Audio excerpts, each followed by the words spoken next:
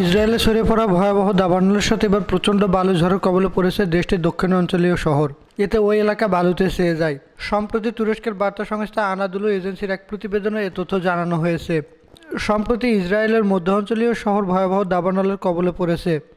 প্রবল বাতাসে এর তীব্রতা কয়েক গুণ বৃদ্ধি পেয়েছে। এর মধ্যে আবার দেশটির দক্ষিণাঞ্চলীয় শহরে দেখা যায় তীব্র বালুঝড়।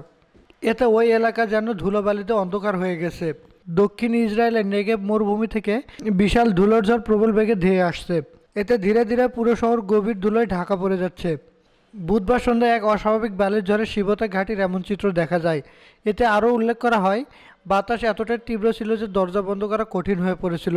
অপরদিকে জেরুজালেম ও তেল আবিবের মধ্যবর্তী অঞ্চলগুলোতে ছড়িয়ে পড়া দাবানল নিয়ন্ত্রণে আনতে দমকল বাহিনী জোর প্রচেষ্টা চালাচ্ছে, কিন্তু প্রবল বাতাস যেন দাবানলকে আরও কয়েকগুণ উস্কে দিচ্ছে। জেরুজালেমের অগ্নি নির্বাপন ও উদ্ধার বিভাগের প্রধান সমলিক ফ্রিডম্যান ইসরায়েলি আর্মি রেডিওকে জানান, এই দাবানল সম্ভবত ইসরায়েলের ইতিহাসে সবচেয়ে বড় ও ভয়াবহ হতে চলেছে। প্রতিরক্ষা মন্ত্রী ইসরায়েলি কার্ডস দেশব্যাপী জরুরি অবস্থান জারি করেন এবং জেরুজালেম পাহাড় এলাকায় দমকল বাহিনীকে সহায়তা করতে সেনাবাহিনী মোতায়েনের নির্দেশ দেন। 1948 সালে ইসরায়েলি রাষ্ট্র প্রতিষ্ঠা হয়।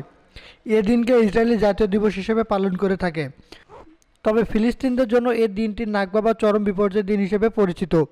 এদিন ইহুদিবাদী বাহিনীর হাতে ফিলিস্তিনের গণহত্যার শিকার হয় এবং দেশ ছাড়তে বাধ্য হয়। গত সপ্তাহে তাপমাত্রা বৃদ্ধির পাশাপাশি প্রবল বাতাসের কারণে মধ্য ইসরায়েলের বিভিন্ন শহরে দাবানল ছড়িয়ে পড়ে। এতে প্রায় 10,000 ডুনাম বা 2500 একর এলাকা পড়ে যায়। এতে অন্তত 9 জন আহত হন। উদ্ধার কর্তৃপক্ষ সেসব এলাকা থেকে বাসিন্দাদের সরিয়ে নিতে বাধ্য হয়। রিফাতুল ইসলাম, স্কাই চ্যানেল।